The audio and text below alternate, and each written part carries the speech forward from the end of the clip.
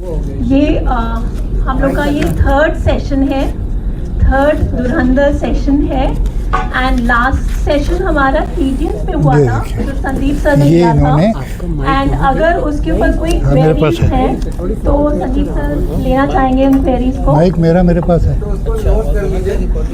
अपने आप आएगा। वो लगी है ना यूनिट पीछे साइड में, उस पर देख लेना, वो ग्रीन लाइट जल रही होगी ग्रुप पे कोई उस साइड में। नहीं, उस पे unit no query on the group. अगर अभी किसी यूनिट को पे देखो, पूछना है ग्रीन कलर। सर जो उस दिन क्वेश्चंस पुट अप हुए थे उसी को ही कुछ वो कर दिया, याद तो है नहीं किसी को। देखिए, एक क्वेश्चन था जो कि आज स्पीकर से हम रिक्वेस्ट करेंगे कि जरूर टेक अप करें, because it is on basics of income tax.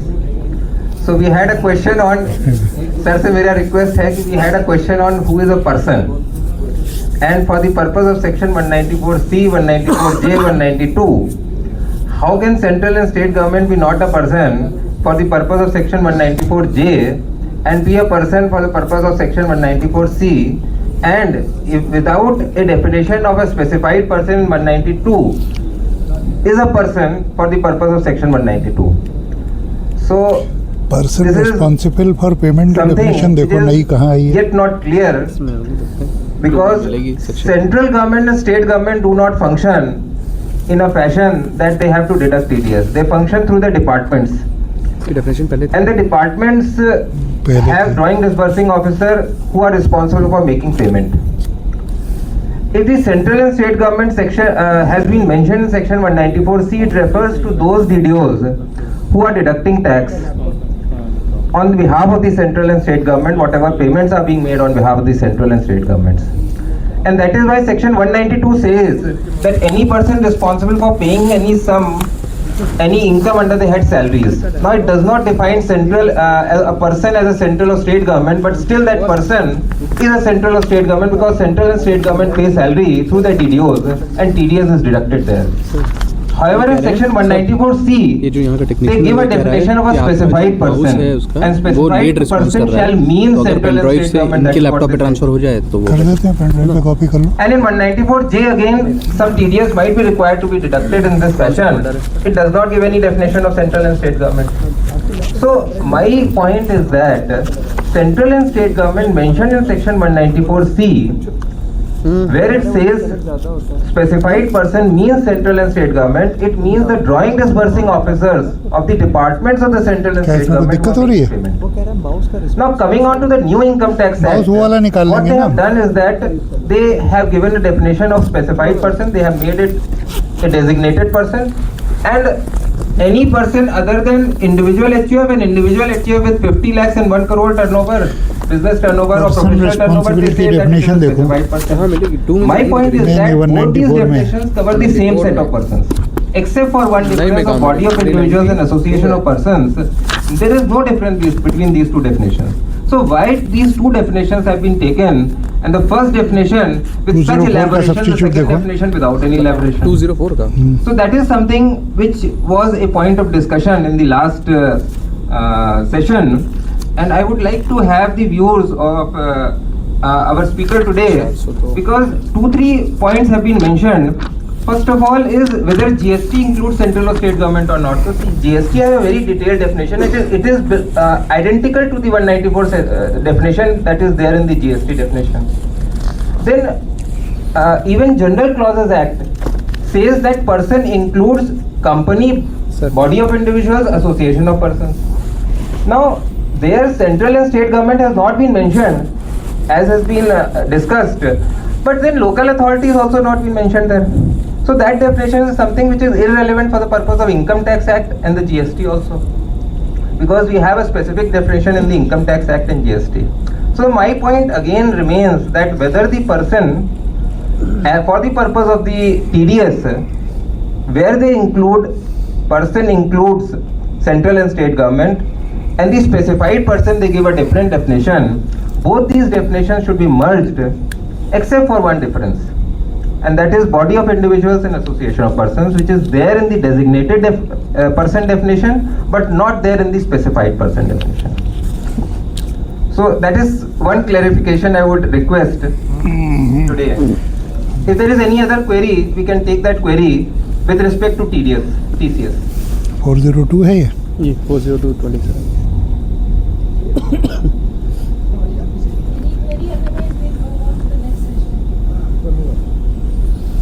Sir किसी को याद Thank you very much. किसी को याद नहीं, किसी ने पढ़ा नहीं.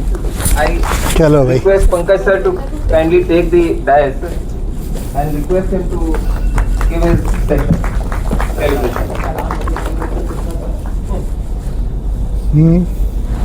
Thank you Sandeep sir. ये किस तुम्हारा? Yes sir. Thank you Pankaj sir. I formally welcome you for this session. एक मिनट में माउस ले लूँ.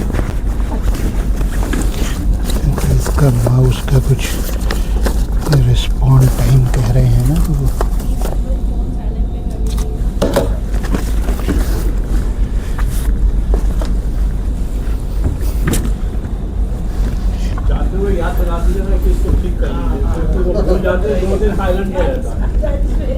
मेरा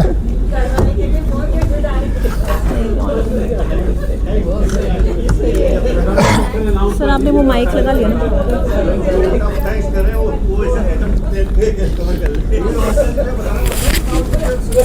सही कनेक्ट करना. नहीं, माउस कनेक्ट. अच्छा आप ही का laptop.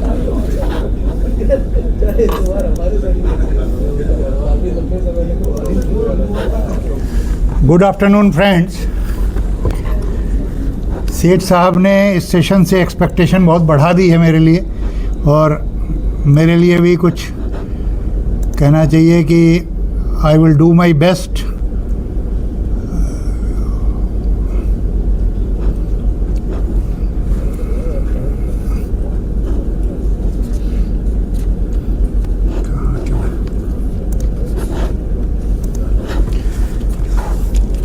Before I come to my topic, Sandeep ji ने जो क्वेश्चन रेज किया लास्ट सेशन का, सबसे पहले उसी को कंप्लीट कर लेते हैं. Have you ever seen the definition of person responsible for paying tax in income tax act? Have you read it? If we read that definition, you will get the answer what Sandeep has raised. After last session, I just checked on ChatGPT also. Then the courts have always held that person does not include government as far as Income Tax Act is concerned. Government is a sovereign authority, and so unless and until by specific provision government is brought in within the definition of person, the government is specifically excluded. In GST also government has been specifically included. In income tax also local authorities has been specifically included, but not the government per se. But as regards 192 or wherever they want, the word used is person responsible for paying, and that has been specifically defined in old section 204, and new section is just reverse of it, 402. There they define the class of persons who will be deemed to be the person responsible for paying, and this is an act of making deduction. So they have used this terminology, person responsible for paying. And once a person falls within the definition of person responsible for paying, he is required to make deduction of tax. So there is not a case of person. In 194C, purposely they have designated, because one more thing I will take up. We should also see the history of those sections. Contract payments all were not included initially, only the contractors of government were included. Later on, one by one categories got added, and so similar thing has been brought in the new act by including this designated person for the purpose of contract payments, and for others a specified person who are required to make a deduction. So I think I have addressed this issue regarding definition of person.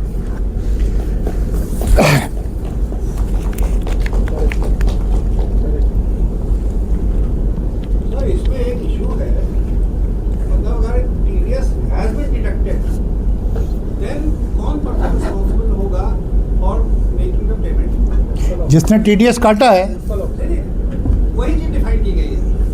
वो चीज नहीं कि person पहले deduct हो गया TDS, ऐसा नहीं कह रहा कि पर्सन फ्रॉम रिस्पांसिबल है देन टीडीएस डिडक्ट करेगा वो। नहीं, वही है, लैंग्वेज पढ़ो। Person responsible for paying such sum shall deduct tax.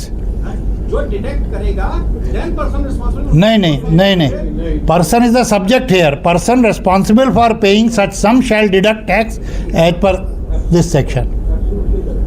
This is the language. So पहले मुझे टॉपिक था scope of total income, deduction and residential status. अब मेरी मति मारी गई थी कहिए या कुछ भी कहिए, मैंने इस टॉपिक को अपना विस्तार दे दिया। मैंने when I found that initial topics are not covered, one thing I will suggest that Income Tax Act 2025, we should take it as an opportunity to read the bare act, to read the law. Otherwise, generally what happens, जो हमने अपनी final के syllabus में पढ़ा, जितना समझा, फिर आज व्हाट्सएप की दुनिया में और चैट जीपीटी की दुनिया में जितना हमारे सामने टॉपिक आया उतना हमने पढ़ा और छोड़ दिया। लेकिन ये एक अपॉर्चुनिटी है, जैसे जीएसटी एक्ट नया आया, बिल्कुल नया था तो सबने उसको पूरी तौर पे गहनता से अध्ययन किया, वैसे ही इनकम टैक्स एक्ट 2025 को we should read barely and thoroughly. It gives us an opportunity mainly to the young friends to study this. This will make it a habit of reading the law and how you should read the law. While reading the law, there are two things, two words we use, letter and spirit, body and soul. So when reading the law, we should also search why this law has been brought in. What is the reason for this? Then we will be able to reach to the right conclusion. Otherwise, what happens? We start what we want to read, and accordingly we read the law, and then sometime we reach to the wrong conclusion.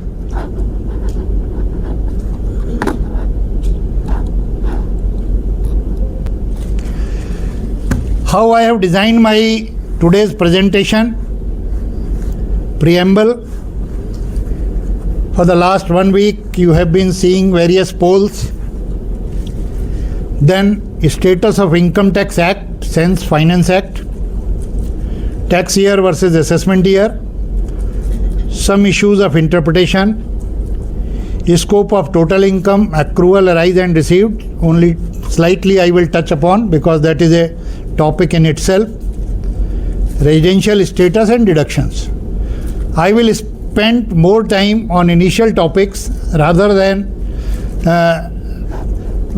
making time on this what changes has been done, where full comma has been added, where comma has been removed, what has been done, that you can refer by comparing the law. Now the first and the foremost question arises, why the new act? 64 साल हो गए, 1961 का law चल रहा था, हम जानते हैं 22 के बाद में 61 में आया था, ऑलमोस्ट 39 साल बाद। अब की बार ये 64 साल लग गए इसको नए लॉ को आने में, क्यों ज़रूरत पड़ी? Why the new act? Few reasons for the changes are, there has been more than 4,000 amendments to the Income Tax Act. Why so? तू डाल मैं पात, इनकम टैक्स जो है एक इकोनॉमिक लेजिस्लेशन है, और इकोनॉमिक लेजिस्लेशन होने के नाते एसएससी, लॉयर्स और गवर्नमेंट का जो एक द्वंद्व चलता है, उसके कारण से तू डाल मैं पात में 4000 से ज़्यादा अमेंडमेंट्स इनकम टैक्स एक्ट में 64 सालों में हो चुके हैं, जिसके कारण से बहुत सारे इश्यूज़ अराइज हुए, इंट्रिकेट लैंग्वेज हो गई, डिटेल्ड प्रोविजंस बन गए, बहुत सारे रिडंडेंसीज आ गई, बहुत सारे सेक्शंस डिलीट हो गए, आज भी वो ABC के रूप में पड़े हुए हैं। और उसके कारण से इनकम टैक्स एक्ट का स्ट्रक्चर हमारा बहुत हैवी हो गया। तो अब इनकम टैक्स एक्ट 2025 ने उसको concise, lucid, easy to read and understand way में लाने की कोशिश की है। क्या चेंजेस हुए हैं, एक बर्ड्स आई व्यू हम लोग ले लेते हैं। पहले होल एक्ट में 18 टेबल्स थी, 57 टेबल्स हो गई। क्यों हुआ ऐसा? स्ट्रक्चरिंग इस तरीके की गई कि जो हमारी कंडीशंस थी, पहले प्रोविज़ो के रूप में सेक्शंस का पार्ट थी, उनको एक टेबल के रूप में ला करके कॉलमनर फॉर्म में, so that A layman can easily understand कि हमें अगर ये डिडक्शन लेना है तो उसके लिए हमें कौन सी कंडीशंस फुलफिल करनी है। उसके सामने उसी कॉलम में, सेकंड कॉलम में या थर्ड कॉलम में हमको वो कंडीशंस मिल जाती हैं। क्योंकि आईटी का युग है, आईटी प्रोफेशनल को भी समझने में, सिस्टम डेवलप करने में भी इजी होती है। तो इसलिए इस बार इसमें जो 18 टेबल से बढ़कर के टोटल एक्ट में 57 टेबल्स आ गई।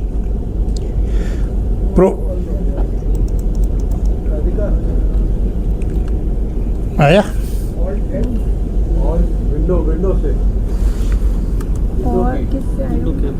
विंडो के इसको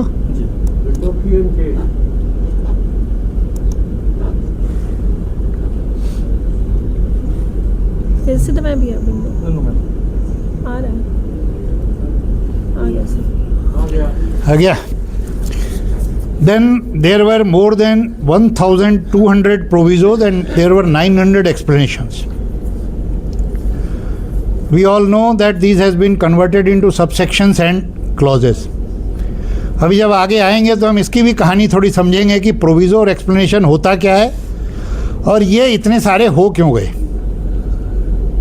सेठ साहब ने जब सेशन लिया तो एक्सप्लेनेशन को डील किया था थोड़ा सा, लेकिन कभी हमने सोचा कि इतने सारे एक्सप्लेनेशन आए क्यों, कोई बताएगा? है जी? सर केस लॉस भी हुए थे और फिर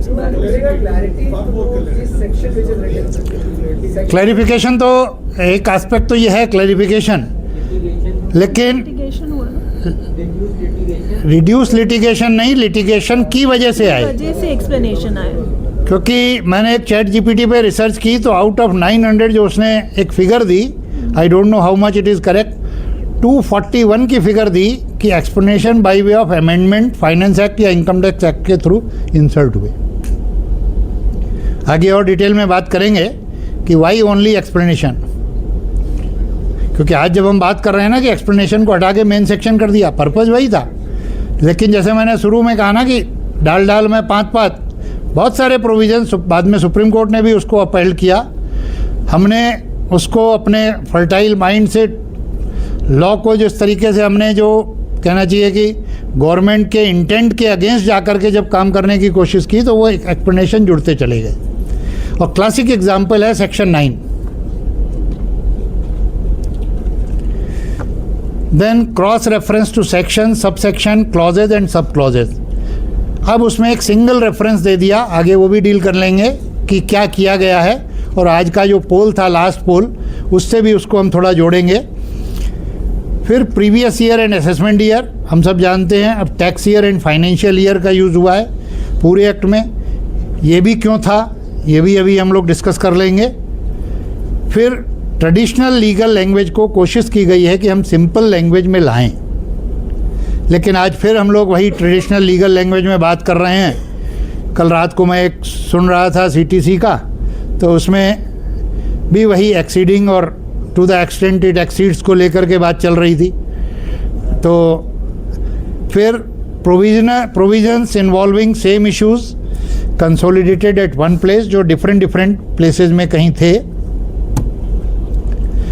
थोड़ा सा और ये कुछ statistics, 47 chapters reduce to 23, sections 819 reduce to 536, words just half. Then provision wise अगर हम देखें, exemption related provisions substantially reduced, TDS, TCS, non-profit organization. Now coming to the first poll, यहाँ कुछ लोग पोल करेंगे जिन्होंने नहीं भाग लिया हो। फर्स्ट लेवीड कब हुआ था इनकम टैक्स? हैं 1860, that was the correct answer. और सेकंड इनकम टैक्स एक्ट कब आया था? है जी 1860 और 1922 के बीच में भी कोई इनकम टैक्स एक्ट हुआ करता था क्या? 1918, that's right. So Deepika has said right, in between भी एक एक्ट हुआ करता था 1918।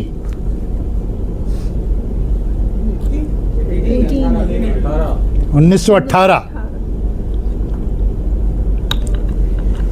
एक ये सेक्शन बड़ा इम्पोर्टेंट है। ये एक पोल था जिसमें हमने असेसमेंट ईयर 26-27 के लिए पूछा था कि इज़ प्रोवाइडेड और will be provided in 3 act दिए हैं, income tax act 1961, finance act 2025, finance act 2026। बहुमत के साथ जाना या अल्पमत के साथ जाना?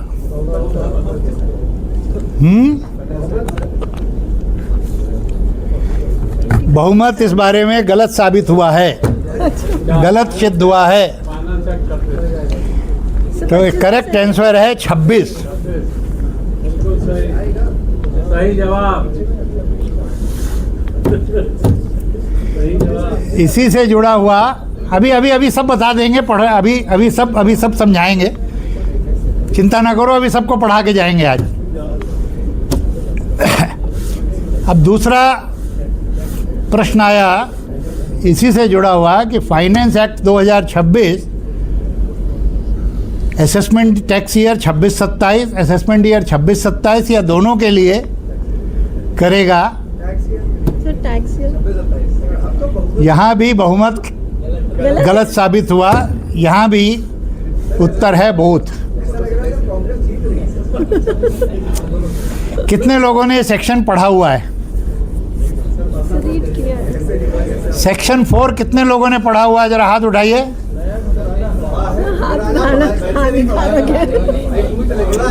आप पूछ लेंगे। अब जरा इसको पढ़ लीजिए क्या कहता है। दोनों एक्ट सिमिलर हैं। 1961 का एक्ट कहता है where any central act enacts that income tax shall be charge for any assessment year at any rate और rates, income tax at that rate or those rates shall be charged for that year in accordance with and subject to the previous provisions, including provisions for the levy of additional income tax of this act in respect of the total income of the previous year of every person, similarly charged for any tax year। तो अब आप जरा 2025 का finance act खोल के देखिएगा कि क्या उन्होंने उसमें असेसमेंट ईयर 26-27 का प्रोविज़न किया था।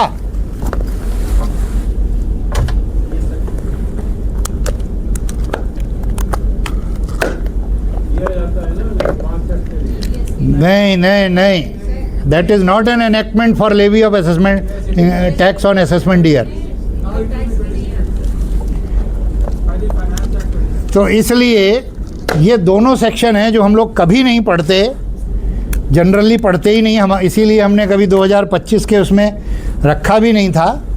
तो ये सेक्शन है, ये सेक्शन जवाब देता है प्रीवियस दोनों पोल्स का कि इस बार का जो बजट है वो टैक्स ईयर का रेट भी प्रिस्क्राइब करेगा बिगनिंग 1 अप्रैल और असेसमेंट ईयर का रेट भी प्रिस्क्राइब करेगा बिगनिंग 1 अप्रैल।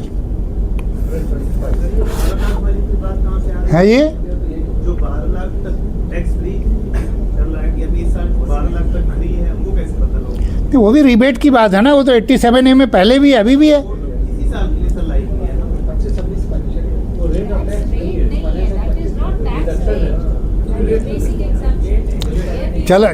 चलिए अब एक चीज़ और पढ़िएगा, इस साल में भी है कि एक्ट में 2 टर्म यूज़ किए गए हैं, टैक्स ईयर और फाइनेंशियल ईयर। जरा एडवांस टैक्स का सेक्शन खोल के देखिए नए साल में क्या कहता है वो। वहाँ पे वो टैक्स ईयर यूज़ नहीं करता वर्ड, वहाँ पे फाइनेंशियल ईयर यूज़ कर रहा है। तो जो इनका FAQ है उस पर इन्होंने कहा For assessment unit or assessment purpose, they will use the term tax year. For taking any action during the year, the term financial year has been used. अब आप जो आपका प्रश्न है, इसीलिए हर फाइनेंस एक्ट में I think there are 3 parts we can say और 2 parts. First part कहता है टैक्स ऑन असेसमेंट ईयर, उसके रेट्स और उसका शेड्यूल प्रेस्क्राइब करता है. फिर दूसरा पार्ट होता है वो टीडीएस के रेट्स को प्रेस्क्राइब करता है जो ड्यूरिंग द फाइनेंशियल ईयर के लिए होते हैं. तीसरा एक्ट होता है जो for the financial year advance tax की एप्लीकेबिलिटी के लिए होता है. ये बात अलग है कि जो लास्ट पार्ट होता है वो अगले साल में फर्स्ट पार्ट बन जाता है और नॉर्मली उसके साथ छेड़छाड़ नहीं होती. 2016 में आप लोगों ने ध्यान दिया होगा, हेमंत बैठे हैं, बड़ी डिस्कशन हुई थी. जब डीमोनेटाइजेशन के बाद टैक्स लॉ अमेंड हुआ, 68, 69 वगैरह के लिए जब टैक्स रेट में अमेंडमेंट आया इनकम टैक्स एक्ट में, लोगों ने कहा कि this is a retrospective amendment. I said no, it is never a retrospective amendment because all the time assessment year is always a prospective year and the rates for assessment year are prescribed by the Finance Act of that year which begins from 1st of April of that assessment year. That's why in the first query this will be assessment year 26-27 के rate भी finance act में आएंगे, tax year के भी 26-27 में आएंगे. अब और एक मज़ेदार चीज़ बताता हूँ आपको. ये देखिए, फाइनेंस एक्ट को मैंने यहाँ पे रिप्रोड्यूस किया. Subject to the provisions of subsection 2 and 3, for the assessment commencing year on April 25. Last year जो एक्ट बना उसने असेसमेंट ईयर 25-26 के लिए रेट प्रेस्क्राइब किए, 26-27 के लिए नहीं प्रेस्क्राइब किए. Income tax shall be charged at the rates specified in Part 1 of the first schedule and such tax shall be increased by a surcharge. Many times चूँकि ये finance act हमारे income tax act के पीछे लगा होता है तो कई बार हम लोग मानते हैं कि इनकम टैक्स एक्ट में ही चेंज है ये. तो दिस इज. अब अगर एक बात मैं प्रश्न दूसरा करूं, इसी की कोरोलरी, मान लीजिए बजट ही नहीं पेश हो पाया, कुछ ऐसी टर्मोइल हो गया कंट्री के अंदर, कुछ हो गया, 1 अप्रैल को कोई फाइनेंस एक्ट नहीं है मौजूद जिसके आधार पे टैक्स लग पाए. कहाँ है? नहीं, कहाँ है भाई? कभी हमने कंटिंजेंसी प्रोविजन है लॉ में, 294 of the income tax act, 530 of 225 act which says, और यहाँ भी वर्डिंग आप देखो, if on the first day of April in any tax year, और इफ, पहले तो बजट ही अपने मई जून में बनते थे, जो एसेंट मिलता था फाइनेंस एक्ट को वो मई जून तक आता था, तो 2 महीने क्या होगा इनकम टैक्स एक्ट के लिए, उस रेट के लिए. तो इसलिए rate has to be on the first day of April. तो उसके लिए ये प्रोविज़न था कि अगर फर्स्ट डे ऑफ अप्रैल को कोई लॉ नहीं बना एनेक्टमेंट के लिए, तो पिछला फाइनेंस एक्ट या अगर बजट पेश हो चुका है तो जो भी फेवरेबल होगा वो उस पीरियड में, जो एक इंटरम पीरियड होगा जब तक कि फाइनेंस एक्ट नहीं आ जाता enacting the levy of income tax, वो लगेगा. लेकिन अब 2025 के लिए तो कोई टैक्स ईयर है ही नहीं पीछे, ना कोई फाइनेंस एक्ट है अभी, तो इसलिए इसके लिए तो 1 अप्रैल के पहले एनेक्टमेंट ज़रूरी हो जाता है, या जब तक नहीं बनेगा तब तक वो एक प्रकार का वैक्यूम क्रिएट होगा. राहुल गांधी बना, बताइए. अब आते हैं हम लोग टैक्स ईयर और असेसमेंट ईयर के ऊपर. 89 के पहले के बाद के कितने लोग हैं? मुझे लगता है काफ़ी लोग होंगे 89 के बाद के. उनको कॉन्सेप्ट है होगा ही नहीं कि पहले मल्टीपल प्रीवियस ईयर हुआ करते थे. 89 के पहले दिवाली का साल, दशहरा ईयर भी था. आता हूँ. बैंक कैलेंडर ईयर पे होता था, कोऑपरेटिव सोसाइटीज़ कोऑपरेटिव ईयर पर होती थी, शुगर मिल शुगर ईयर पे चलती थी. और फिर जैसा सेठ साहब ने कहा कि for different source you are having a you are entitled to have different previous years. उसकी वजह से ये कॉन्सेप्ट था कि असेसमेंट ईयर एक टैक्स यूनिट होगी जिसके अंदर पिछले साल में जो भी जितने भी प्रीवियस ईयर फॉल करे होंगे, अप्रैल टू मार्च तक जितने भी प्रीवियस ईयर क्लोज हुए होंगे, उन सबकी टैक्सेबिलिटी नेक्स्ट असेसमेंट ईयर में होगी। इसकी वजह से ये असेसमेंट ईयर और प्रीवियस ईयर के दो कॉन्सेप्ट हमारे यहाँ चलते रहे। इवन 89 के बाद में भी वो कंटिन्यू रहा, उसको कभी चेंज करने का सोचा नहीं गया। लेकिन कन्फ्यूज़न तो है एक लेमैन के लिए कि 2 साल क्यों है भाई। कई बार जब बजट आता है, कोई अनाउंसमेंट होता है, तो उसमें होता है वो अगले साल के लिए, लोग समझते हैं वो इसी साल के लिए लागू हो गया, क्योंकि वो नेक्स्ट असेसमेंट ईयर से लागू होना होता है। जबकि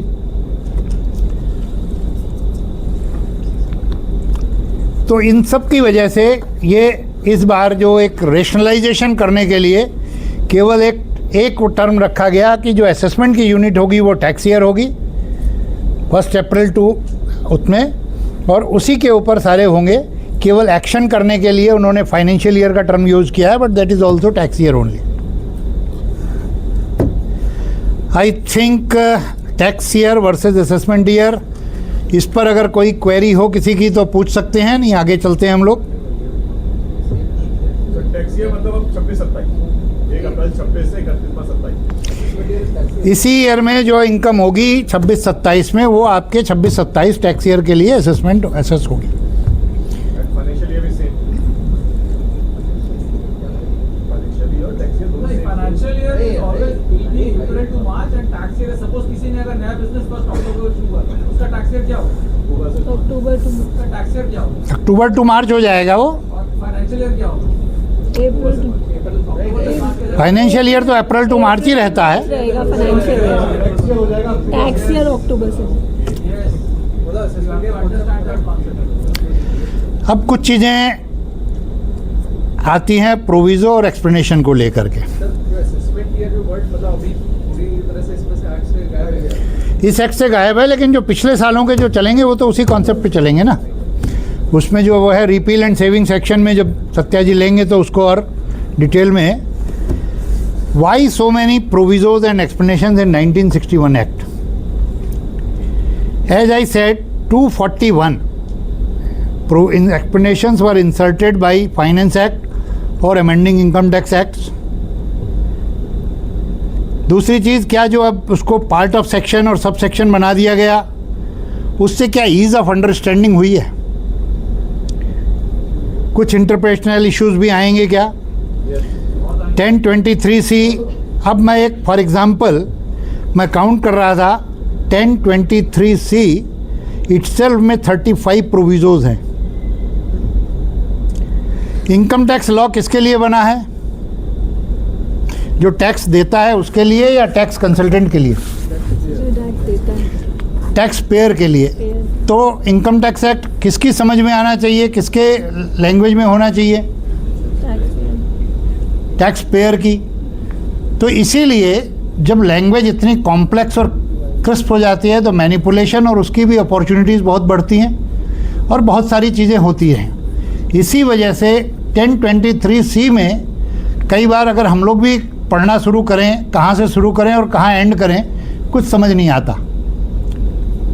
आज का पोल हम लेते हैं, थोड़ा सा लैंग्वेज की जब चूँकि यहीं पर बात आ गई है तो यहीं पे आज का पोल था, जिसमें काफ़ी लोगों ने उसमें क्लॉज वर्ड यूज़ किया। जब मैंने पूछा कि income is defined in clause और इन सबसेक्शन, बहुत सारे लोगों ने लगता है पहले हमारे डिस्कशन में भाग लिया हुआ था, लगता है जितनों ने, या कुछ लोगों ने राजेश भल्ला जी को फॉलो किया उसमें।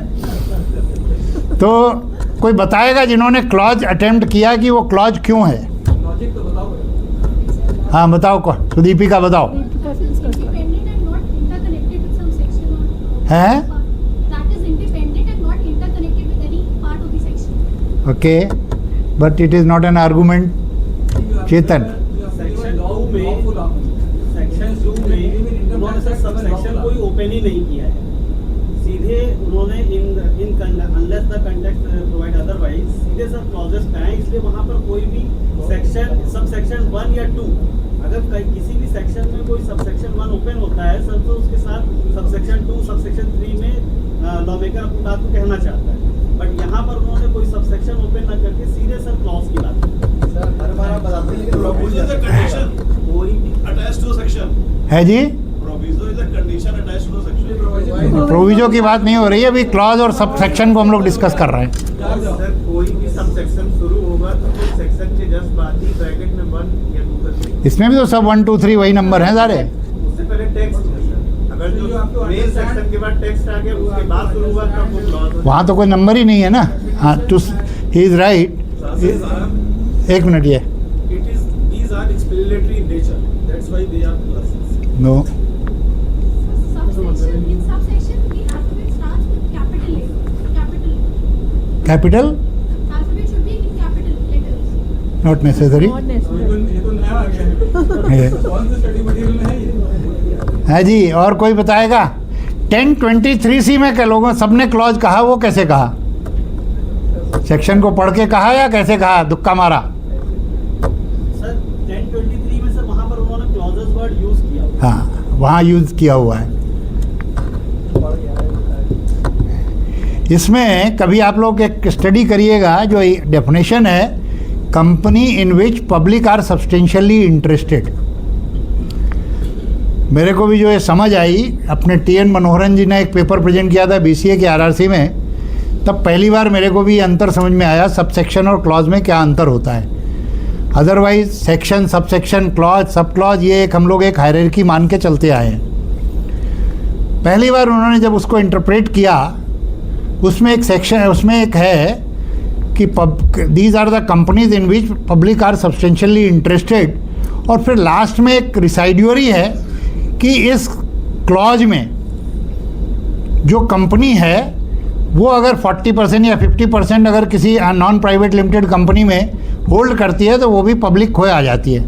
वहाँ पे क्वेश्चन अराइज हुआ कि this clause referring to which only particularly this clause और all companies which are there he made it clear that this referring to the whole definition of that company in which public are substantially interested. Then it clarified when it will be clauses, then it begin with a phrase. So in section 2 always begins with a phrase unless the context otherwise requires in this act. Then this will mean so, this will mean so, this will mean so, this will mean so. In section 10 it starts with a paragraph giving clause, and there it itself says in the following clauses. So when we sometime are not able to understand, then this definition referring to some clause in the act becomes very difficult and clumsy. So now they are trying to change it with some different methodology so that one can refer it without going into the controversy whether it is referring to a clause or a subsection. Now we should, as he says, we should read what is the purpose of proviso and what is the general explanation. A proviso qualifies the generality of the main enactment by providing an exception and taking out from the main provision a portion which but for the proviso would be part of the main provision. तो है ही नहीं है तो क्या करें? पहले हुआ, अब गया कहाँ? वो क्या उसका पर्पज कुछ बदल रहा है क्या? A proviso should not be read is if providing by way of addition to the main provision which is foreign to the main provision itself. As a general rule, in construing an enactment, a proviso, it is proper to construe the provisions together without making either of them redundant or odious. Even where the enacting part is clear, it is desirable to make an effort to give meaning to the proviso with a view to justify its necessity. An accepted rule of interpretation is that a section and the proviso thereto must be construed as a whole, each portion throwing light, if need be, on the rest. A proviso is normally used to remove special cases from the general enactment and provide for them specially. This is the general rule. And what has been done in the Income Tax Act by way of proviso? Generally, for a specific classes, specific conditions has been prescribed by inserting the provisos. That if you are in this category, you will not be allowed. Or if you will be required to meet certain additional conditions. Now, to cut short and to ease, they have been made part of seriatim conditions. Instead of writing provided further that, provided also that, they have put in one place, giving them a seriatim conditions, or in a table putting them like in a condition column. The purpose, what the proviso was serving, that is being served now. Then it becomes very user friendly when you see all those conditions at one place in the seriatim order, where it says one by one. The same conditions that has been brought in there by way of part of the section. What is the exception? Explanation. The explanation does not enlarge or limit the provision unless the explanation purports to be a definition or a deeming clause. Explanation is normally clarificatory and retrospective in operation. That's why whenever there was a judgment or whenever there was a planning to circumvent the law, those has been inserted by way of explanation in the Income Tax Act, so that it can be given retrospective operation. Now when the law is becoming fresh, there was no need to put them as an explanation. That's why they have been made, all those things has been made part of the Act itself. I don't know, very soon we can see explanation getting inserted in the new Act also, when we will start applying our own judgments and giving interpretation. So that has been the reason for those explanations. So explanation, if they were giving definition, that has been made part of the section itself giving those definitions, or they have been those, if they were conditionals, that has also been made part, because now there was no need to have that explanation or to say that by way of an explanation as a clarificatory. Again, then we could have argued that being an explanation, it has a limited scope. That's why it was better when the law is getting enacted to put it as a part of an act, that section itself. Earlier there was a need, when the amendments were made, to give it retrospective effect, to bring it as a clarificatory provision, they were brought in as an explanation. We can see a classic example of explanation in section 9. When Vodafone judgment came, Azadi Bachao came, or so many judgments came.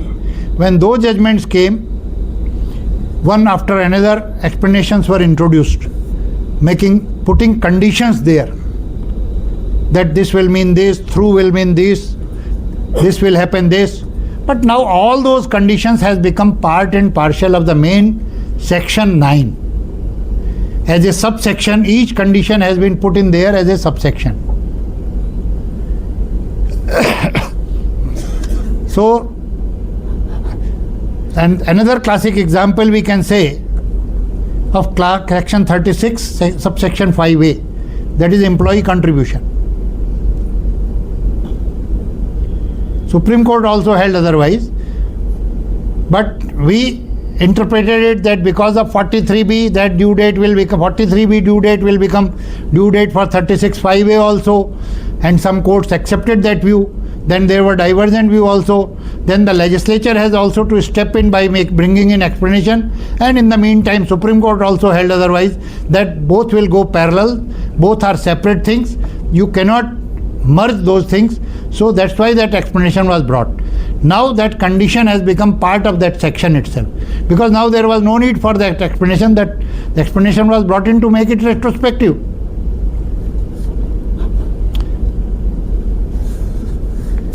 As I said, you see this clause, the fair market value of inventory referred to in clause 6A of section 28. As a layman, first he will have to see section 28, then which is the subsection, which is the clause. Now it is straight away, it says 26 2Z. You go to 26, go to 2, and then you go within 2, you go to Z. There is no reference whether it is referring to clause, whether it is referring to subsection, whether what is it is referring? You just in a seriatim you read it, as we were used to read that first section, then subsection, then clause. Then so in this seriatim you read, and nothing, you need not see whether it is referring to clause, it is referring to subsection.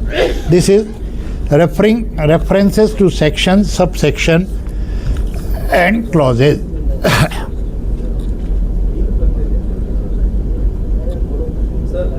एक बार clause और subsection को please फिर से समझाएं? अच्छा यार तुम उसमें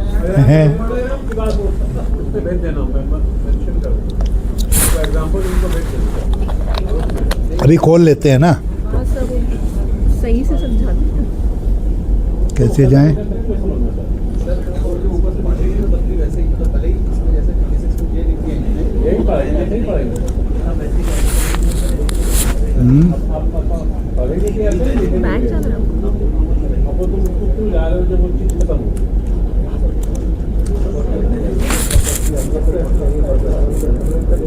वो आगे की तैयारी कर रहा है सर, वो आगे की तैयारी कर रहा है कि अगले साल ऐड हो जाएंगे सब।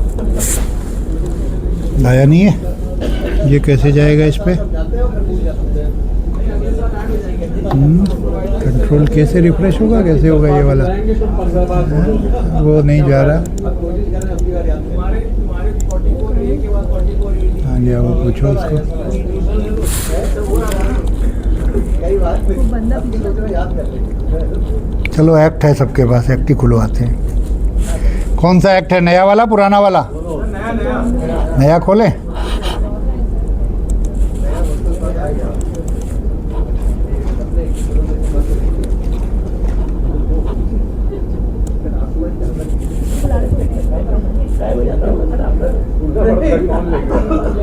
लेकिन जितने चाहिए उसके लिए खरीदे तो बात है।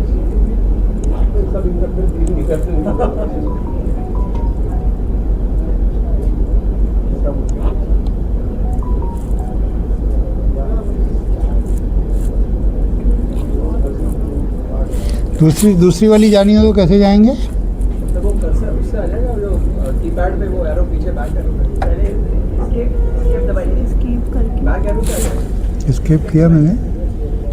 हाँ यार स्किप करके भी आ सकते हैं। आप सीधा एक्ट ले लीजिए ना आप। सीधा एक्ट ले लीजिए आप। एक्ट है, एक्ट ही खुला हुआ है।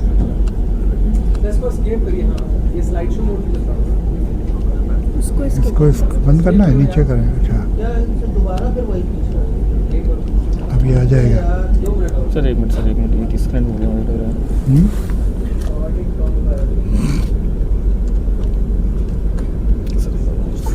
विंडोज के ही दबाया ना? क्या हुआ, चला गया क्या? डिस्कनेक्ट करके कनेक्ट करना पड़ेगा। नहीं,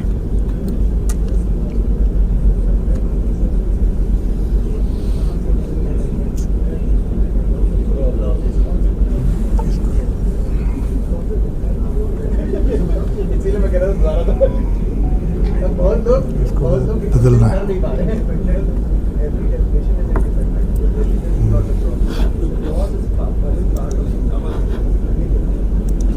आ गया, वापस लाना होगा तो क्या करना? हो जाएगा एस्केप करने से।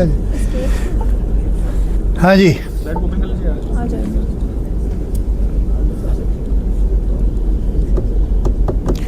नए एक्ट का क्लॉज 29 खोलो आप।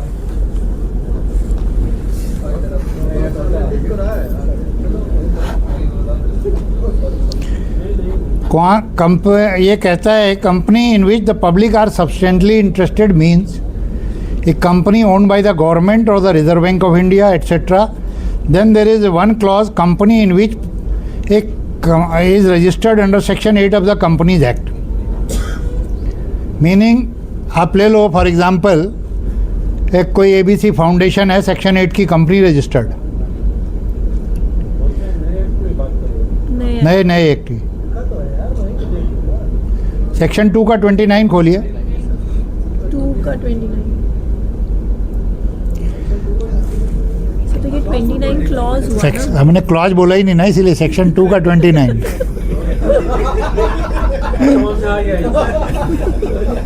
पहले आपके हाथ तक क्लास बुरा था पहले, बाद में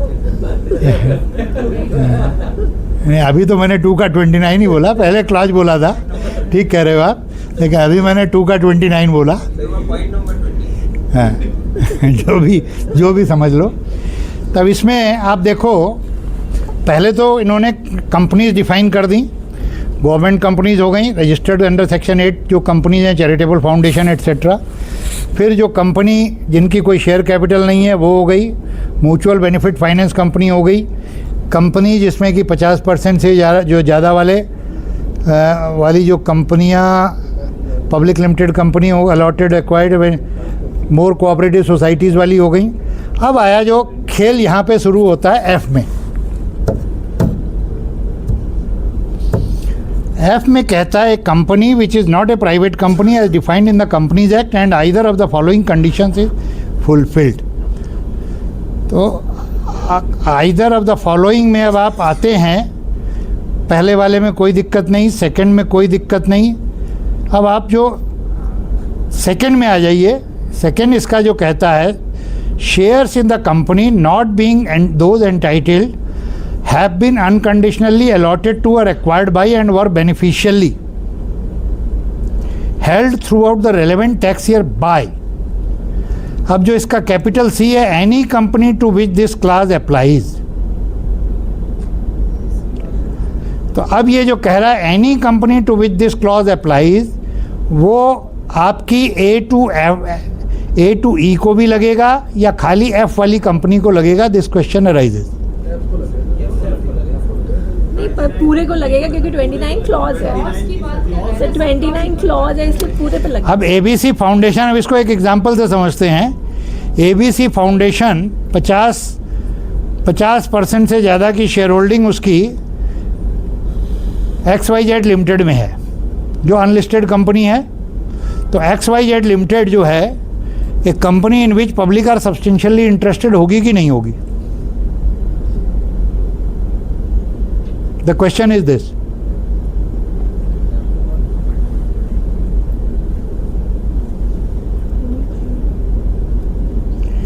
ABC क्वेश्चन क्लियर हुआ ना सबको? ABC फाउंडेशन XYZ लिमिटेड में 60% की उसकी शेयर होल्डिंग है।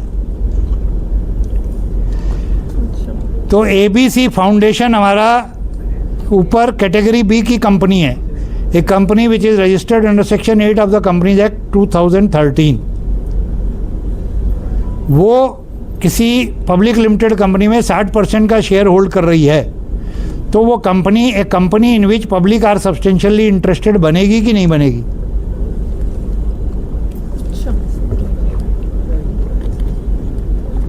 This is the question.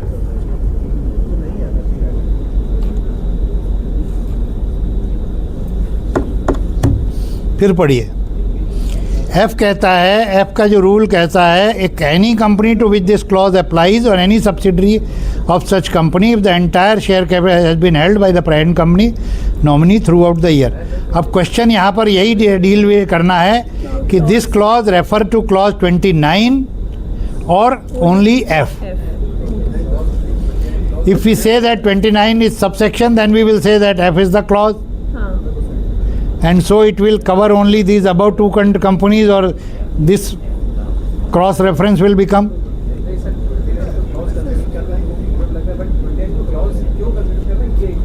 ये बताना है आपको। तो ये मैंने बताया ना आपको कि जब एक सेक्शन और है उसमें भी इस बार क्लॉज हो रहा है, मेरे ख्याल से इसी साल है कि पिछले साल है, वो भी अभी देखते हैं। 2 में देखिए सब सेक्शन शुरू नहीं हो रहा, नंबर कहीं नहीं है। ये कह रहा है in this act unless the context otherwise requires dash. Clause के शुरू होने के पहले ये डैश आप जरूर देख लीजिए, या ये फ्रेज, कोई ना कोई फ्रेज जरूर होना चाहिए। Then it will become, then all which will follow thereafter will become clause. तो 1 2 3 4 5 सब क्लॉज हुए। ऐसी लैंग्वेज लिखी होनी चाहिए। हाँ, कोई ना कोई फ्रेज होना चाहिए। अब इसी तरीके से अगर आप सेक्शन 10 खोलो पुराना, तो उसमें भी आपको, उसमें तो क्लॉज वर्ड ही यूज़ कर दिया इन द फॉलोइंग क्लॉजेज। तो आप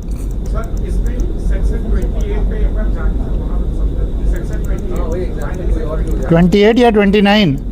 28 में हमने उसी में हमने 29 बोला वैसे। 229 की बात हो रही थी। नहीं सर, क्लॉजेस की बात नहीं सर, सेक्शन सेक्शन 28 में जाके देख लें कि सब सेक्शन में क्या लिखा है। कल तक भूल जाएंगे। उसमें एक बार बता दीजिए कि उसमें क्या है, वहाँ से क्लियर हो जाए। तो मतलब कोई ऐसा सेक्शन समझ लीजिए, कर लीजिए जिसमें नीचे सब सेक्शंस आ रहे हों, वो क्लॉजेस ना आ रहे हों। आपने क्वेरी किया कि सेक्शन 2 के जितने ये है क्लॉजेस है कि ये सबसेक्शन हैं किसके? ये क्वेरी थी। definition is a generic thing, sir. This it is not changing. So if it is not changing, like the earlier section 10 and this section 2, everything else becomes clauses. It can never be section or something. Generic का यहाँ पे कोई issue नहीं है, but वो जो है अब 39 देख लो, उसमें सब सेक्शन है।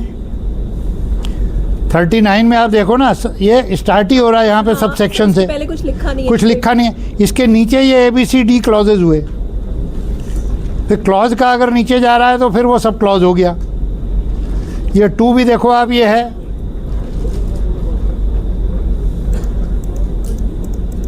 एक सेक्शन और मैंने कल देखा था, उसमें भी कहीं कुछ गड़बड़ है थोड़ी सी।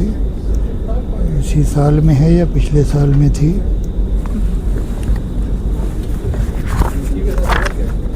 आया क्लियर? वैसे काफ़ी लोगों ने उत्तर सही दिया था, मुझे लगा कि सब समझ चुके हैं। नहीं सर, एक बार आपके साथ इनकम टैक्स डिस्कशन हो तो आपने बताया था ये क्लॉजेस है, तो ये याद था, लेकिन ये नहीं याद क्यों है। हमारा क्वेश्चन इसमें तो क्वेश्चन था, कोई बता नहीं रहा था। हाँ, कोई पूछ नहीं रहा था। अंशुल तुम सही हो। नहीं, हमको तो एक बंदा ने बताया था। नया एक ठेके इधर।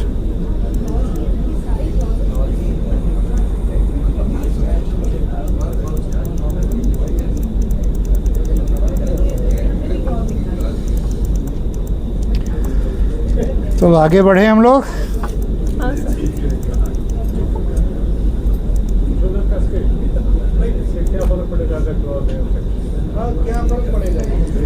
पड़ेगा फ़र्क ये कि रेफरेंस की दिक्कत में, रेफरेंस में जैसे कि अभी हम लोग इसी का इंटरप्रिटेशन कर रहे थे, company in which substantially interested में।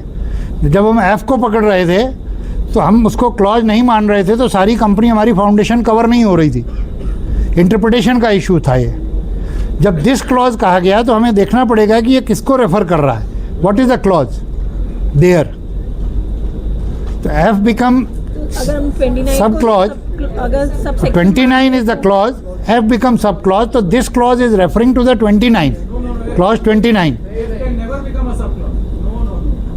That is the only crux why the act has been brought in to get rid of these subclauses, subsections. मैं उसकी अभी बात ही नहीं हो रही। क्लॉज तो अभी भी है, अभी भी सेक्शन रेफर कर रहा है क्लॉज को, अभी भी क्लॉज रेफर्ड है वहाँ पे, अभी क्लॉज में अभी भी क्लॉज रेफर्ड है वहाँ पे सेक्शन में। F में F सब क्लॉज ही होगा, आज भी F सब क्लॉज ही होगा, F सब क्लॉज ही होगा, क्या होगा? F सब क्लॉज ही होगा। वो केवल ईज करने के लिए 29 जो वैसे लिख दिया है। वो रेफर नहीं है वहाँ पे, तो कुछ लिखा ही नहीं है, same this clause he use किया है वहाँ पे उन्होंने। सर ये बताइए, सेक्शन 2 के बाकी सब क्लॉज हो गए, ठीक है ना? अब क्लॉज का सब क्लॉज हुआ क्लॉज का सब क्लॉज हुआ, और सब क्लॉज का अंदर उसके बाद में तो फिर वो आइटम बोलते हैं उसको, और कुछ बोलते हैं अभी कुछ उसका। जो F के बाद में जब सब क्लॉज आ रहा है उसमें जो रेफर्ड है वो सब क्लॉज के अंदर ही जाएगा। नहीं, मैं वो दिस क्लॉज को रेफर कर रहा है तो दिस क्लॉज को रेफर करेगा ना वो। बहुत सारी जगहों पे हमें दिस क्लॉज मिलता है, तो हमें देखना पड़ता है कि वो किसको रेफर कर रहा है।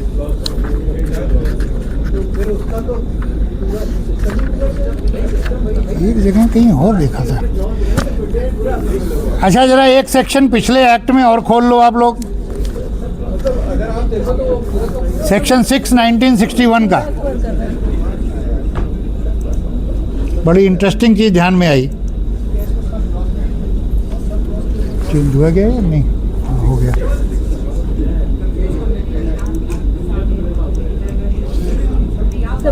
क्योंकि जब रेफरेंस की बात आती है तो ये बड़ी चीज़ें बड़ी इंपॉर्टेंट हो जाती हैं कि वो किसको रेफर कर रहा है।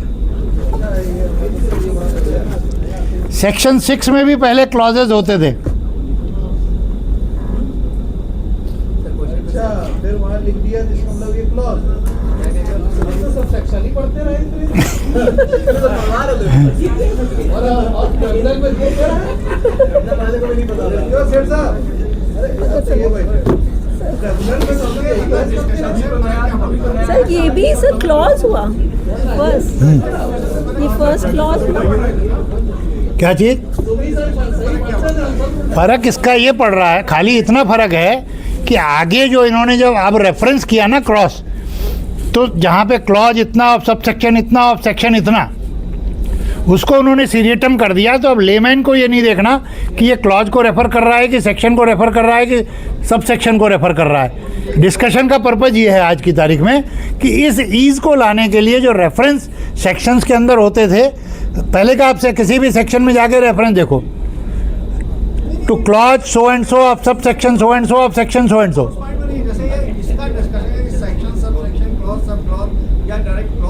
ये खाली हमारे एकेडमिक डिस्कशन था कि जहाँ कहीं दिस क्लॉज लिखा है, क्योंकि जो वो हमारा पोल था वो इसी को बताने के लिए था कि क्लॉज कब होगा और सब सेक्शन कब होगा।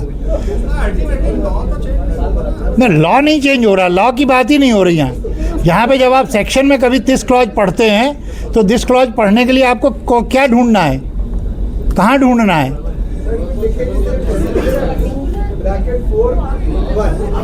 अब वो चीज़ अब विद इन सेक्शन अगर कोई रेफरेंस है, अब जैसे यहाँ पे डेफिनेशन में दिस क्लॉज ही रेफर हो रहा है, क्योंकि वहाँ पे उन्होंने उसको 229 नहीं कहा, दिस क्लॉज ही रेफर कहा, then we will have to refer which clause it is referring. हाँ, यहाँ एक क्लॉज है, ये क्लॉज है। नहीं, वन क्लॉज है, वन क्लॉज है, क्योंकि ऊपर लिखा है for the purposes of this act.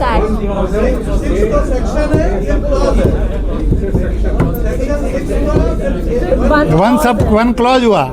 हाँ, ए सब क्लॉज हुआ। ये तो भाई अब इतना तो समझ में आ गया, कल पूछेंगे। चलिए, तो बेसिक चीज़ जो हमारी थी कि अब जो है रेफरेंस इजी हो जाएगा, क्योंकि हमारे लोगों को ही क्लॉज और सबसेक्शन में हम लोग झूलते रहते हैं। तो एक कॉमन मैन को अब समझने के लिए या किसी के लिए भी कि ये जो सेक्शन में कोई रेफरेंस है अब हमें कहाँ देखना है, cross referencing will become easy. हैं जी?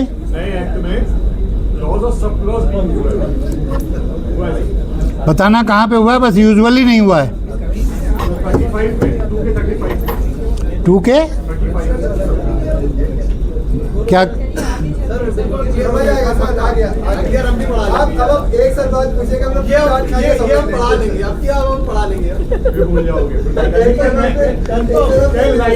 तो जैसे चलो अभी फिर बाद में देखते हैं क्या है, अभी मेरे पास इस समय वो फिर नहीं, उसमें टॉगल करना पड़ेगा।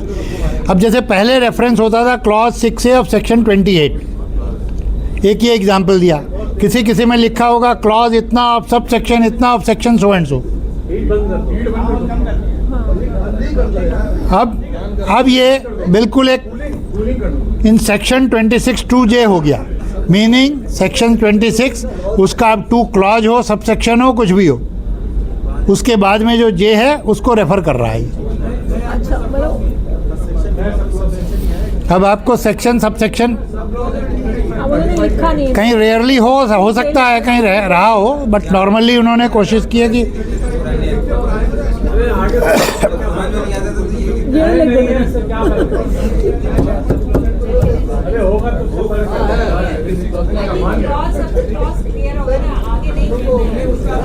चलिए एक इशू और थोड़ा सा इंटरप्रिटेशन के बारे में हम लोग पढ़ लें। Hello, interpretation postulates the search for the true meaning of the words used in the statute as a medium of expression to communicate a particular thought. The task is not easy as the language is often misunderstood even in ordinary conversation or correspondence. कई बार आपस में बात करने में भी कहते हैं मेरा मतलब तो ये नहीं था, मैं तो कुछ और कहना चाह रहा था। The tragedy is that although in the matter of correspondence or conversation, the person who has spoken the words or used the language can be approached for clarification, The legislature cannot be approached as the legislature. After enacting a law or act becomes functus officio so far as that particular act is concerned, and it cannot itself interpret it. No doubt, the legislature retains the power to amend or repeal the law so made and can also declare its meaning. In the context of explanation, जब amendment आते हैं तो हम कहते हैं ये क्या कर दिया, सरकार ने ब्रह्मास्त्र चला दिया. अब वहाँ लिमिटेड लोग हैं, यहाँ ज़्यादा लोग बैठे हुए हैं, तो द्वंद्व जैसे मैंने कहा ना जो चल रहा है, तो ये तो, लेकिन ये उनका सोवरन पावर है और अथॉरिटी है after undertaking the whole process of law making. क्योंकि एक इशू बहुत चल रहा है, सेठ साहब ने भी उठाया था कल सीटीसी की एक, उसमें भी हम लोग एक्सीडिंग और to the extent it exceeds की मीनिंग को लेकर के. तो यहाँ पर एक बात जो मेरे को लगती है, मैंने उसको चैट जीपीटी में डाला, हिंदी ट्रांसलेशन करने की कोशिश की दोनों कॉन्टेक्स्ट को. एक दो लोगों ने जिन्होंने इंग्लिश में थोड़ी महारत हासिल की हुई है, डिप्लोमा या डिग्री विग्री ले रखी है, उनसे भी अप्रोच किया. तो I came to the conclusion that there is no difference between the two. और अगर है भी तो ये जो प्रिंसिपल है, जो कंस्ट्रक्टिव कहना चाहिए, जो पर्पजिव इंटरप्रिटेशन का, अगर हम सेलेक्ट कमेटी की रिपोर्ट पढ़ लें, इनके फ्रीक्वेंटली आस्क्ड क्वेश्चंस पढ़ लें, सर्कुलर्स पढ़ लें, गवर्नमेंट का डिक्लेयर्ड इंटेंट है कि we are not going making any policy change. We are only simplifying the language, we are only simplifying the things, everything remains the same. So even if there is some iota of doubt, this principle of interpretation, rule in Hedden's case, purposive construction, mischief rule will come handy, and we can say, see, this was the law earlier and that jurisprudence will still hold good. So in view of declared statement of the government that no policy changes has been made, this rule will come in handy and the interpretation placed on the present law will still hold good. Purposive interpretation from the point of view of SSC or from the point of view of both. Decide क्या होगा, मतलब because interpretation तब है जब दो views हैं. Government is final. भाई आपको इंटरप्रिटेशन रिव्यू लेना, आप this view will hold good, purposive interpretation, because there is no intent of the government to increase the limit or to bring in those cases. And otherwise, as far as English is concerned, my reading and others reading came to the same conclusion. If you put on Chat GPT, they will also say that it does not deviate. This will create one problem. If in the previous law there is some confusion and there are two interpretations possible, and in the current law that interpretation goes in favor of the assessing officer or SSC whatever, then that interpretation will prevail. While in the earlier law, two interpretations were possible, it could have been argued in two fashions. Now also, if you are right that if the language is clear, then there may be some difficulty. So now coming to some basic thing which is desired for this discussion. In definition section, there is some change which we can say that it is a substantive change. But otherwise also our impression has been that this covers whole thing. But when we compare it, we found earlier language is on the right hand side, 1961. There the word was whether kept in written form, that is now also, or in electric form, or in digital form. Till then there is no issue. But earlier it was as printouts of data stored in such electronic form or digital form. But now that printout word is out. Or in digital form. Now अब धर्मेंद्र साहब बताएंगे कि ये जो आगे लिखा है और इन ए फ्लॉपी डिस्क टेप और एनी अदर फॉर्म ऑफ, ये प्रिंट के साथ जाएगा या अपने में इंडिपेंडेंट है?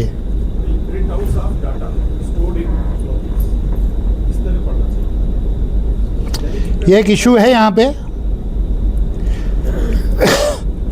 क्योंकि यहाँ पे दो चीज़ें, दो इंटरप्रिटेशन तरीके से हो सकता है पहले भी, क्योंकि इलेक्ट्रॉनिक फॉर्म और डिजिटल फॉर्म को एक कैटेगरी लिया, फिर प्रिंट आउट्स उसको अलग से लिया, और फिर उसके बाद में ये एक अलग कैटेगरी लाए और इन्हें फ्लॉपी डिस्क, टेप और एनी अदर फॉर्म और इतने के. It means physical presentation of documents in printout forms will not be valid. हाँ. Those will not be treated as books of account. Written form printed. Written So, form but otherwise also, To avoid the duplicacy, I think they have. otherwise also, if something is stored on my laptop, I have not taken the printout. Can we say that it is not a books of account? Earlier it was printouts of data stored in such electronic form. And then they have again put in a floppy disk, tape or any other form of electronic magnetic data storage device. I could not make out whether it will go with printouts or it will have an independent status. And now that printout has been totally removed, or it only says in electronic form or any digital, electronic or digital form. These two words are there, or on cloud-based storage. Window के return को अलग कर दिया, उसके बाद उसको फिर सारा एक लाइट है क्या?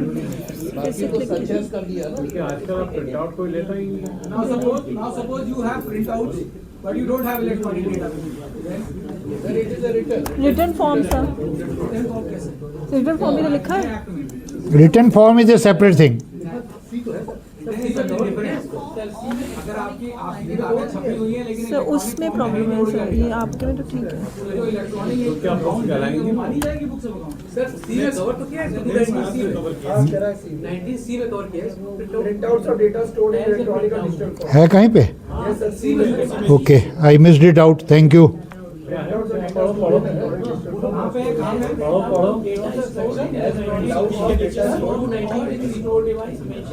सब आ रहा है, Print out of stored device. आने वाला है सर. डाटा स्टोर नहीं है, डाटा स्टोर तो उड़ चुका है. हाँ सर आ गया. बी को ही डिफर कर रहा है ना.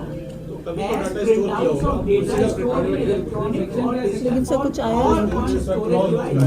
एक मिनट, कौन सा एक्ट है ये वाला? तो 61 लग रहा है. कहाँ पे है बता रहे हो? बुक्स ऑफ अकाउंट की डेफिनेशन में. आई थिंक मैं मिस आउट कर गया है तो, क्योंकि अरे आपने वो अलग नहीं लिखा था, इनने नहीं लिखा, इसमें है अलग. एक मिनट, मुझे let me check. Miss out हो गया लगता है. हाँ नहीं ये वाला यहाँ पे. एक मिनट, मैंने इसको हाईलाइट क्यों किया? तो इसमें ये सी वाला यहाँ पे.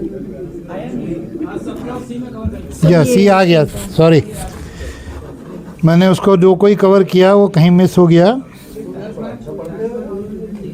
Thank you.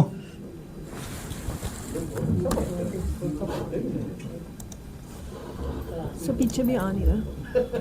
सर एक मिनट.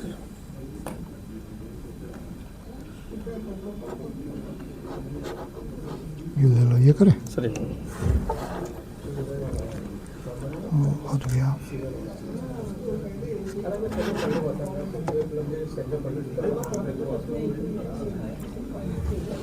डिस्कनेक्ट करके कनेक्ट करना.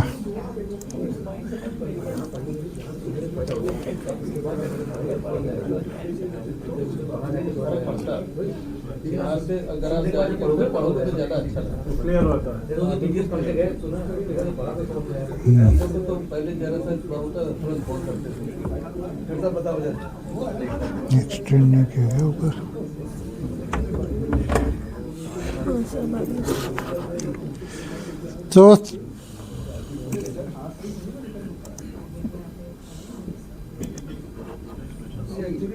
थोड़ा सा सी नहीं लिखा ना सेठ साहब. So, thank you.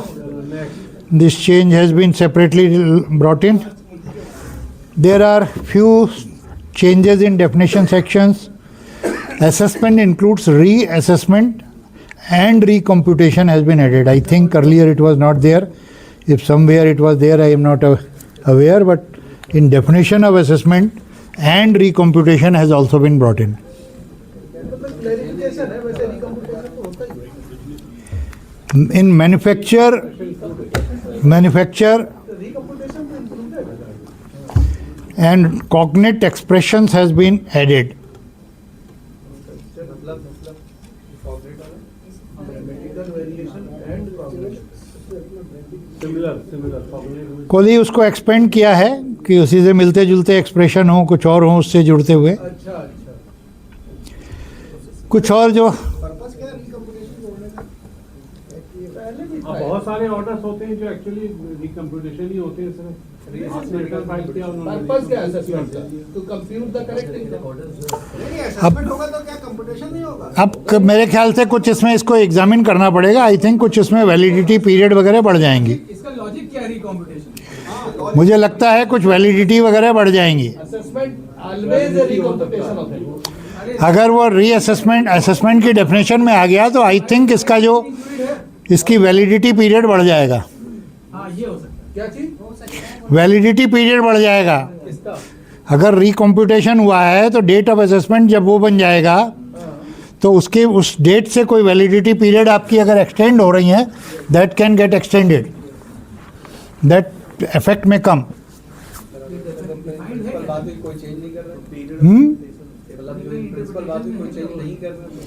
तो ये रिकम्प्यूटेशन को उन्होंने उसके साथ जोड़ा है. अब पहले भी कहीं कुछ रहा हो उसको एग्जामिन करने की ज़रूरत है, but this addition I found, so I just wanted to highlight. लेकिन अब इसको समझना पड़ेगा ये क्यों डाला है. कुछ जो बेसिक चेंजेस लैंग्वेज में दिखाई पड़े, जहाँ जहाँ भी इन अकॉर्डेंस विथ था उसको उन्होंने एज पर कर दिया. In accordance with provisions of सो था तो वहाँ पर एज पर प्रोविजंस ऑफ सो हो गया. कुछ तो चेंजेस उन्होंने चेंज करने के लिए किए हैं विदाउट एनी, और उससे बेटर होता कि पूरा एक्ट ही ओवरऑल कर देते, that would have been better. चलिए, फिर दूसरा डेफिनेशंस में जो भी डेफिनेशंस एक्सप्लेनेशन में थी उनको पार्ट ऑफ सेक्शन बनाते हुए वेयर के साथ शुरू करके उन्होंने वो सारी डेफिनेशन वहाँ पे ABC करके डाल दी विद द वर्ड वेयर. एक रिलेटिव की डेफिनेशन देखी है. रिलेटिव की डेफिनेशन उसमें चेंज आ रहा है. हाँ है. और उसमें बहुत बड़ा चेंज है कि उसके फर्स्ट पार्ट में तो चेंज है, सेकंड पार्ट में चेंज नहीं है. चलो अभी डिस्कस कर लेते हैं, उसको भी देखते हैं मैंने लिया है कि नहीं. फिर in respect of change to, in respect of को चेंज टू कर दिया फॉर से. दूसरी जो एक बहुत बड़ी चीज़ हुई है, किस वजह से हुई, शायद धर्मेंद्र अप्रिशिएट कर पाएँ कि जो नंबर्स थे पहले वर्ड्स में होते थे, अब सारे न्यूमरल्स में आ गए हैं. जबकि जनरली आई थिंक कौन से एक्ट में है कि लीगल उसमें जहाँ भी न्यूमरल्स यूज़ होते हैं वहाँ वर्ड्स ज़रूरी होता है. बट यहाँ पे इस पूरे एक्ट में जहाँ भी नंबर्स यूज़ हुए थे परसेंटेज में, किसी भी कंडीशंस में, they all have been brought in numerals.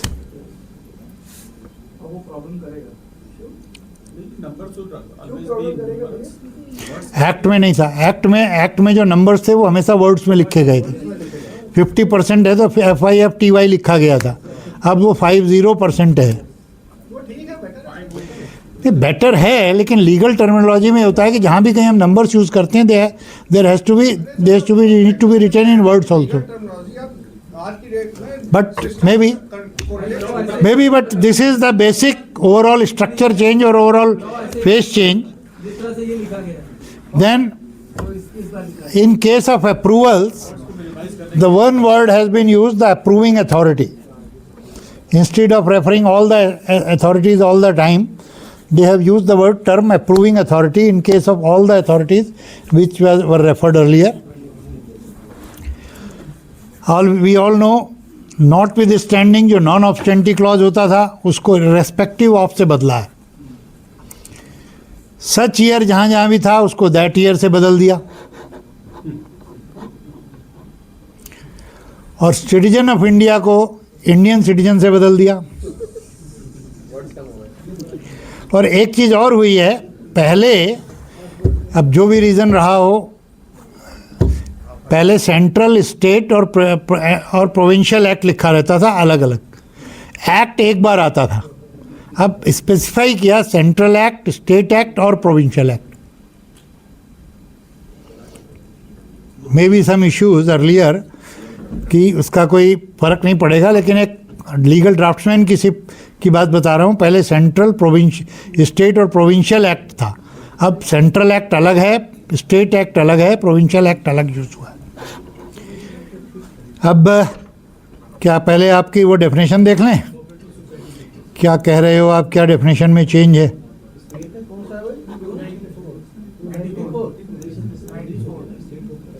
Relative की डेफिनेशन ना,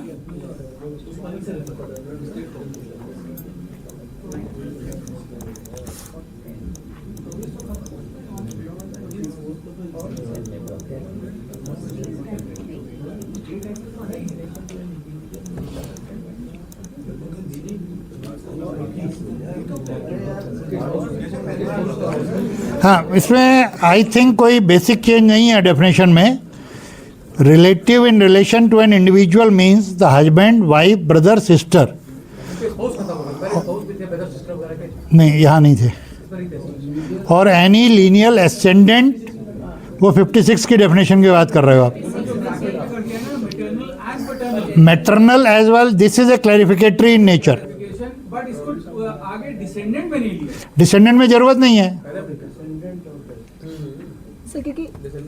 भाई। डिसेंडेंट में तो अगर फीमेल है तो उसके भी दोनों ब्रांचेज आएंगी, उसमें फिर वो मैटरनल पैटर्नल नहीं चलेगा ना। वहाँ अपर साइड में तो आप माँ की साइड में जा रहे हो या पेरेंट किस फादर की साइड में जा रहे हो, नीचे तो एक ही जाएगा। That's why it was required, क्योंकि many time this question was asked कि लीनियल एसेंडेंट में ये इशू हम लोगों ने अपने सजेशन में भी दिया था, but it was no, I think हो सकता है कहीं डिस्कशन में हो भी। हाँ, because earlier there were lot many questions whether lineal ascendant में नाना नानी जुड़ेंगे नहीं जुड़ेंगे, मैटरनल साइड जुड़ेगी नहीं जुड़ेगी, काफी आए थे। तो इसलिए उन्होंने एसेंडेंट साइड में इसको क्लैरिफाई कर दिया कि मैटरनल और पैटर्नल होंगे। डिसेंडेंट में चूंकि आप ही की लाइन जानी है नीचे।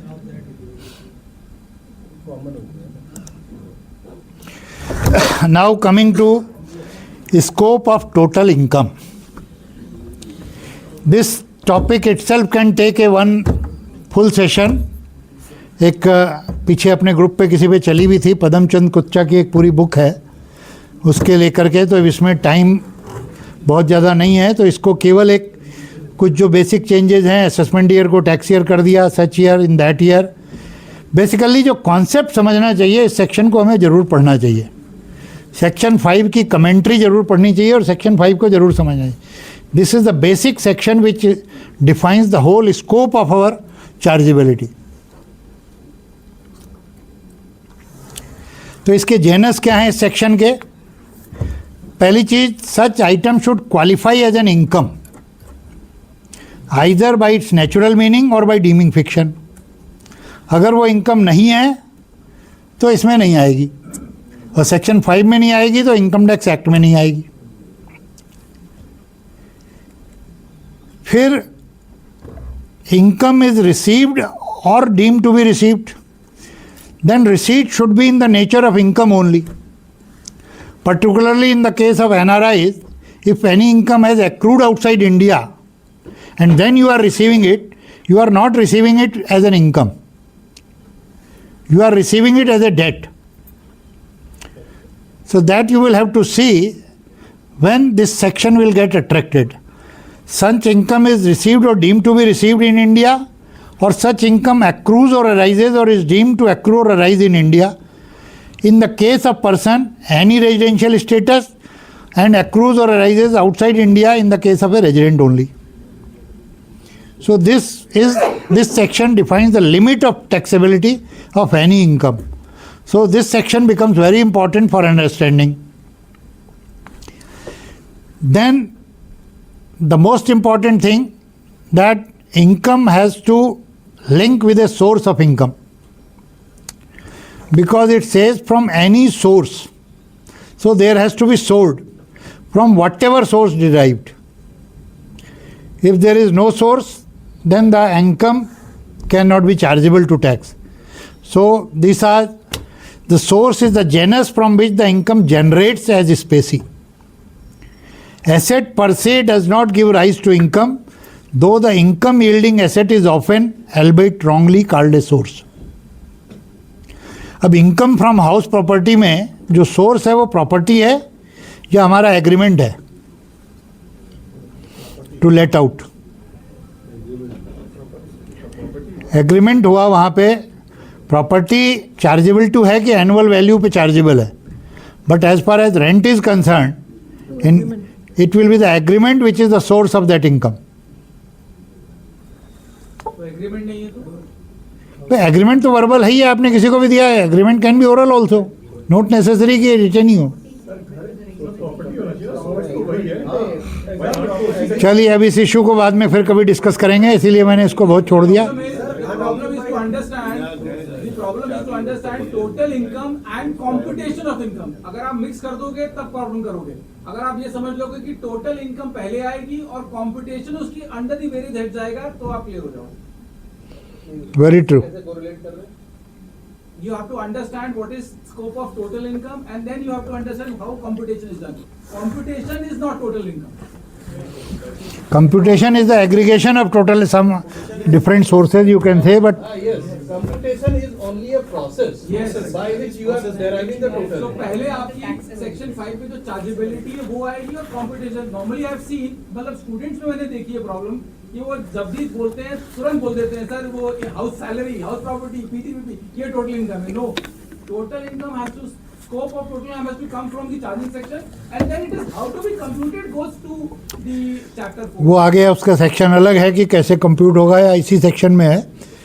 फिर section 6 residence in India, slide change cumulatively for 60 days. पहले था पीरियड और पीरियड्स 60 डेज, तो अब इन्होंने कुमुलेटिवली करके उसको पीरियड और पीरियड्स का झंझट ही ख़त्म किया। These two sections 7 and 8 got merged, nothing changed. This is with reference to income. In section 9 में जितने भी explanation थे वो section का part हो गए as a conditions, जो भी conditions वहाँ पे थी, when it will be deemed to accrue or arise in India, what are the conditions, royalty की definitions वगैरह भी। एक change वहाँ पे मैंने जो notice किया, जिसको सटल भी कह सकते हैं, या डेफिनेशन ऑफ रॉयल्टी में पहले केवल ट्रांसफ़र था, अब ट्रांसफ़र एंड ग्रांट आ गया। ग्रांट ऑफ एनी राइट्स भी जो हैं अब वहाँ पे कवर हो जाएंगे specifically by specific terminology given there, and that grant word has been used for everything wherever there is a transfer of rights issue.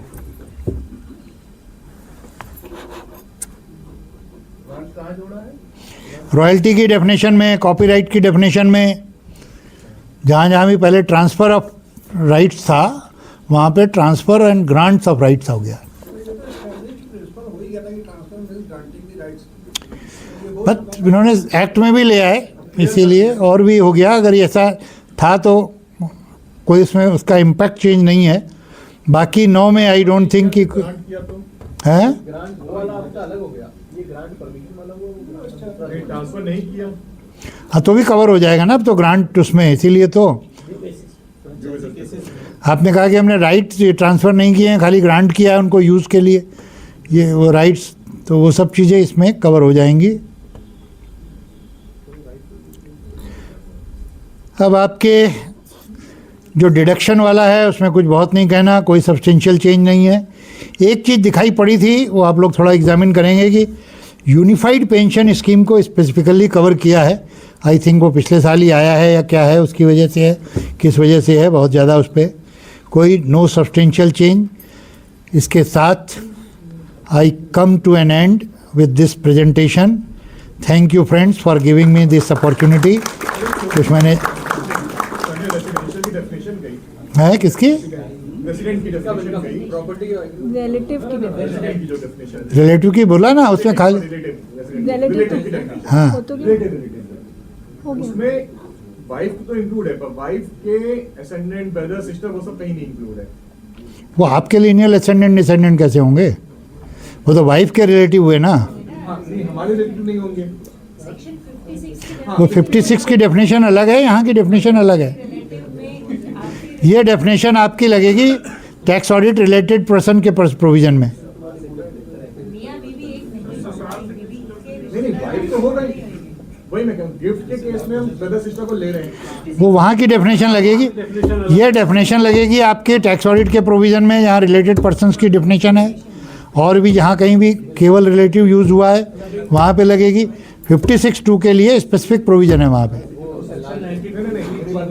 मेरा पूछने का ये सेंस है, जब हम टैक्स ऑडिट में बताते हैं कि अनसिक्योर्ड है या रिलेटेड पार्टी, वहाँ पे दी हुई है डेफिनेशन, लिंक किया हुआ है, तो वहाँ 2 से लगेगी ना? नहीं, यहाँ 2 से लगेगी रिलेटिव की, लेकिन कौन से पर्सन्स होंगे वो वहाँ पे दिए हुए हैं। 92 3G में तो वो अदर इनकम वाली है।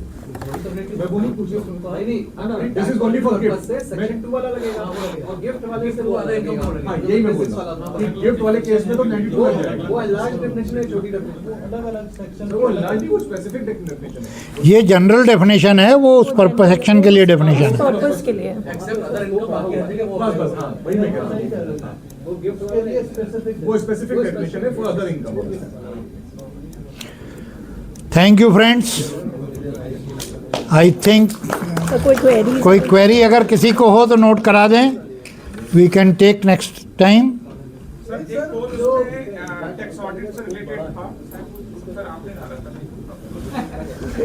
वो मैंने तो टैक्स ऑडिट का इसलिए डाला था कि आप लोग खुशी मनाइए कि हम लोग प्री 2016 में पहुंच गए, खुल के टैक्स ऑडिट करिएगा अगले साल से, खुल के everything is covered under tax audit. वो वाला जो कॉस्ट था जो 2016 से पहले था pre 2016 that is in brought in, और आप लोग अब खुल के टैक्स ऑडिट करिएगा, जहां पे 6% सीधा टैक्स ऑडिट लगेगा, तो लगेगा टैक्स ऑडिट नाउ। वैसे टू बी फ्रैंक, पहले मेरा भी इंटरप्रिटेशन ये था कि पहले भी लगता था, लेकिन हम लोग उस व्यू को लेके चल रहे थे, क्योंकि रीज़न बीइंग, अगर आप कहते हैं कि टैक्स ऑडिट नहीं लगेगा तो आप मेरे को बताओ कि आप उसका जो सब सेक्शन 1 है उससे आप कैसे बाहर निकलोगे डीमिंग प्रोविजन से। फिर मैं कहता हूँ पर्पजिव इंटरप्रिटेशन अगर आप नहीं करोगे, वो confusion because of sub section 5 जो 5 साल का कैप लगाया उसकी वजह से आ गया, नो डाउट। लेकिन अगर आपके पास कोई आर्गूमेंट नहीं है कि हमने कम पे दिया, क्यों किया, कम पे दिया तो टैक्स ऑडिट आ जाएगा। सब सेक्शन 1 जो है वो आपको, क्योंकि वो चूँकि अगर हम फिर हाइडन प्रिंसिपल लगाएंगे तो आपको बचने का वही तरीका है हाइडन प्रिंसिपल्स के बेसिस पे कि वो ये बात कर रहे हैं जो प्रमोद जैन की वजह से कंफ्यूजन क्रिएट हुआ। उन्होंने आया तो बोले थे नहीं लगेगा। तो हमने तो कहा था, वो समय भी कहा था कि अगर 4480 की बात हो रही थी ना, हाँ। वो कंपलसरी प्रोविजन है, अगर उससे कम कर रहे हो देन ऑडिट वो नहीं, ऑडिट के बिना भी वो पहले उसमें क्योंकि अगर अच्छा, चूँकि वो सब सेक्शन 5 चेंज हुआ उसकी वजह से हम लोगों ने ये, और अब ये क्लियर हो गया है नए प्रोविज़न में, तो कोई दिक्कत ही नहीं है। अच्छा, अब इसमें जो भल्ला जी का जो क्वेश्चन है वो टैक्समैन की बुक की वजह से है। टैक्समैन की बुक में नीचे उन्होंने एक मार्क लगा करके नीचे एक टेबल का नंबर डाल दिया है, उसकी वजह से कन्फ्यूजन है, बट वो किसी गजट में नहीं मिला मेरे को। इनकम टैक्स की अपनी इसमें भी नहीं है, देख लिया था, इसमें भी नहीं है। अब आप जो है ना, ये बुक मंगाइए और पढ़िए,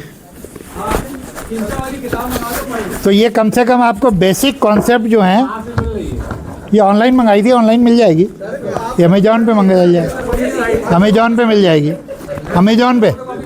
अमेजॉन से मंगाई थी। सर आपने पढ़ ली है ना, बता हमें दे दीजिए, हम पढ़ के वापस करते हैं। भैया अक्लमंद लोग कह गए हैं किताब कभी किसी को नहीं देनी चाहिए। हमसे ले लो, फोटोकॉपी करा लो। नहीं खरीद लेंगे। Thank you. मतलब ये तो मेरे को, ये तो बुक है, उनका एक पूरा पेपर था इनकम इवॉल्विंग इसके ऊपर BCA के उसमें, वो भी मेरे पास प्रिजर्व्ड है, वहीं से ये स्टार्ट हुआ था शुरू की क्या कहा गया। Thank you so much sir. Please a big round of applause for sir. आज पंकज सर ने बहुत बारीकी से हम लोग को फिर इनकम टैक्स पढ़ाया और क्लॉजेस और पढ़ाया नहीं, पढ़ना सिखाया, और क्लॉज सब सेक्शन में बहुत क्लैरिटी से डिफरेंस बता दिया कि क्या होता है। इम्तिहान होगा दोबारा। हाँ sir. Sir now I request Sir Arun Srivastava sir to please present a memento to Pankaj sir.